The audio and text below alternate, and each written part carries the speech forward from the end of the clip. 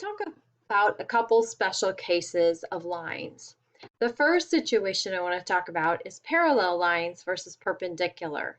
So parallel, you're probably familiar with. They're side by side. They run along the same slant or slope, and they never intersect. So parallel lines never intersect, and they must have the same slant, or in our math terms, the same slope. If I have perpendicular lines, those are lines you want to think about that intersect in right angles. So they intersect, which a lot of lines do, but they intersect in a special way at a right angle or a 90-degree angle. Familiar situations like that are the wall in your room and the ceiling, or the wall and the floor, or the two walls in the corner. Those are all supposed to be perpendicular to one another. Now, if you look at the picture I've got here on our notes, this L1 is pretty steep and it's got a positive slope. This L2, it's not real steep and it definitely has a negative slope.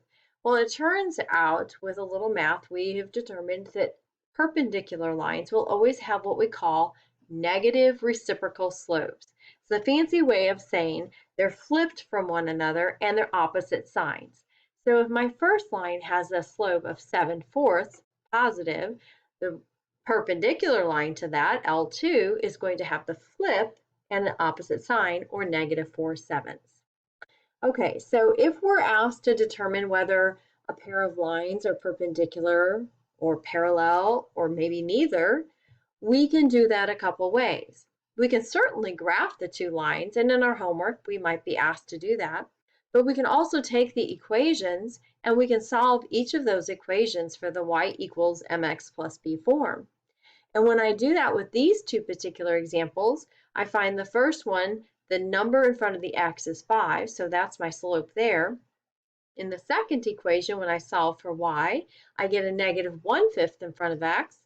Okay, so comparing -1/5 to 5, opposite signs and reciprocals, therefore they must be perpendicular. I could plug these into my calculator and give it the eyeball test, but the mathematics is sufficient. The other special cases I want to talk about are horizontal and vertical lines. So horizontal means flat, sideways, and vertical, up and down. So a horizontal line is like this green line that's graphed here.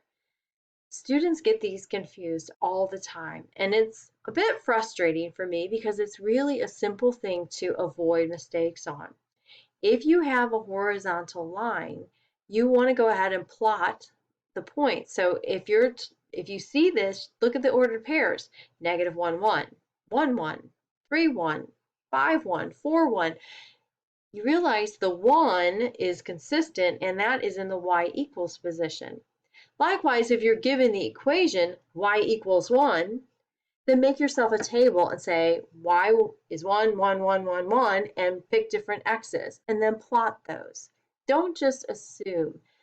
I think it's confusing because the x-axis is the horizontal axis, but to get a horizontal equation for a line, we actually use y as the fixed value.